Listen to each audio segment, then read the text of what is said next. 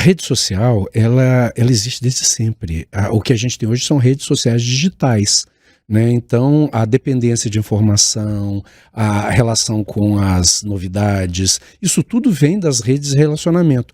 Quando você vai fazer uma entrevista de emprego e alguém sugere o seu nome para um recrutador e tem uma outra pessoa que só vai lá com a cara, a coragem e o currículo e ele escolhe você, foi a rede social, né? O que a gente chama de QI, quem indicou, é networking, né? É a rede social. Então, a rede social existe desde sempre, desde dos nossos ancestrais caçadores-coletores, eles tinham ali aquele grupinho de 15, uma rede. Tinha o que gostava mais do outro. Tem um documentário ótimo sobre os chimpanzés, né? Acho que está no Netflix, se eu não me engano. Sociedade dos chimpanzés, alguma coisa assim.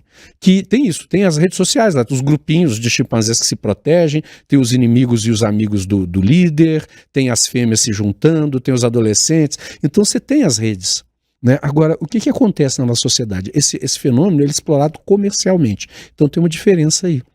Então, nesse processo de exploração comercial, isso tem um impacto na vida das pessoas. Eu vou chegar lá, tá? No futuro. Mas tem uma grande questão que a gratificação instantânea, ela diminui uma coisa que é essencial para a nossa vida, que é o nosso limiar de resistência à frustração. Então, a vida, ela me frustra muito mais do que ela me remunera. Então, quando eu tenho um prazer na vida, eu tenho um prazer muito maior do que o prazer que eu tenho na rede social. Né? Então, eu vou dar um exemplo, a gente estava falando de sexualidade aqui, né, brincando, a pessoa se masturbar vendo um vídeo na internet pode ser prazeroso, mas a experiência sexual, quando bem concluída, né, porque pode dar errado, você pode baixar um vídeo ruim ou ver uma cena que não te atrai, né, é a mesma coisa. Só que na vida, quando você tem uma experiência íntima com alguém fora, essa experiência pode ser, e geralmente muito mais intensa do que a experiência que você teve vendo o vídeo. Veja bem, eu não estou falando de um sugador clitoriano, nem nada dessas coisas que, né? Aí é outra história. Mas, aí é difícil competir. Mas enfim. Mas eu estou falando de uma experiência normal, né? Dentro das dimensões da vida cotidiana, ela tende a ser muito mais intensa.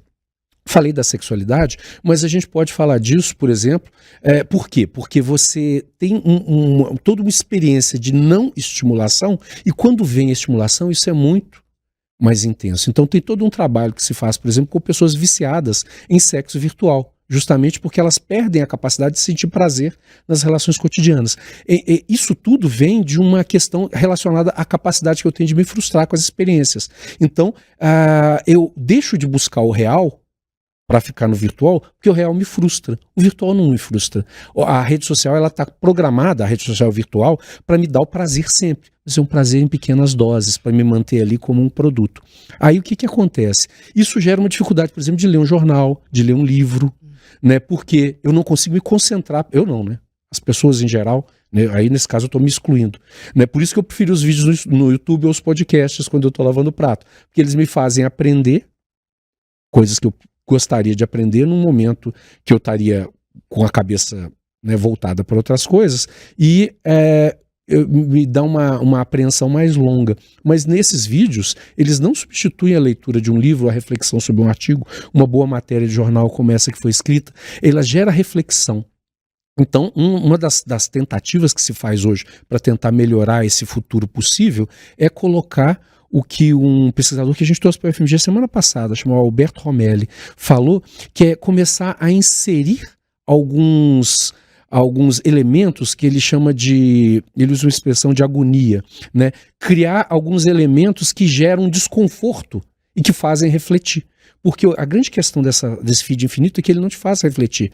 Porque na medida que acaba aquele 1 minuto, vem outra coisa, então não te dá tempo para refletir sobre aquilo. Então essa é a grande mudança. Aí pensando no futuro, é claro que a gente se adapta, né? Falaram lá desde lá de trás que a escrita impressa ia acabar com a escrita porque ela tinha que ser manual, ou depois que o rádio ia acabar com a imprensa, ou que a televisão ia acabar com o rádio. Então, do mesmo jeito que a gente se adapta, aí a nossa cabeça muda, as pessoas se adaptam. Agora, a gente tem observado que crianças e adolescentes, quanto mais precoce é essa apresentação a esse estímulo constante, menos é a capacidade deles de se adaptarem a estímulos mais longos ou a frustração.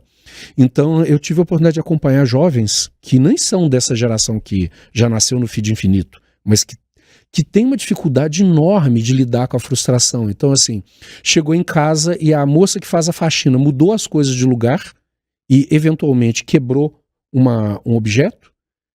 E essa pessoa diz assim, eu vou morrer, e se jogar na cama, e bater porta, e jogar as coisas no chão, porque a realidade não se conformou à sua expectativa. Então isso é uma coisa muito sensível, é um tema muito sensível. Agora, com certeza, a gente vai se habituar e vai se adaptar, do mesmo jeito que o aquecimento global está acabando com tudo, e a humanidade provavelmente não vai deixar de existir. Vai ter muita fome, muita dor, muito sofrimento, muito ranger de dentes, mas a gente vai continuar aí. O problema é como a gente vai continuar, né? Os apocalipses zumbis, né, estão aí para mostrar, pelo menos no mundo da fantasia, que as pessoas se adaptam. Agora, como? Qual o nível de sofrimento? Podre, todo mundo vai. O que a gente vai ter aí? Né? Então, a gente vai ter um mundo onde a gente vai lidar menos com o tédio, não vai dar conta de lidar com o tédio, menos capacidade de concentração. Isso vai ter efeitos. Provavelmente pode ser benéfico, dependendo da mudança, como qualquer mudança. Evolução não é progresso. Evolução é adaptação às mudanças ambientais, adaptação que possibilita sobrevivência. Então temos que ver se o mundo vai exigir da gente essas capacidades, e aí nós, os analógicos, e eu estou falando de mim, né, vamos nos ferrar. Agora pode ser que a gente sobreviva, né? Depende muito. Do mesmo jeito que uma borboleta ou um passarinho que aprende a comer determinada coisa pode sobreviver se houver excesso dessa coisa, ou, né, perecer se essa coisa de repente começar a faltar, né, e ele não perder a capacidade de comer outra coisa. Né, a evolução vai por aí. Quem viver verá, gente. Não temos como saber.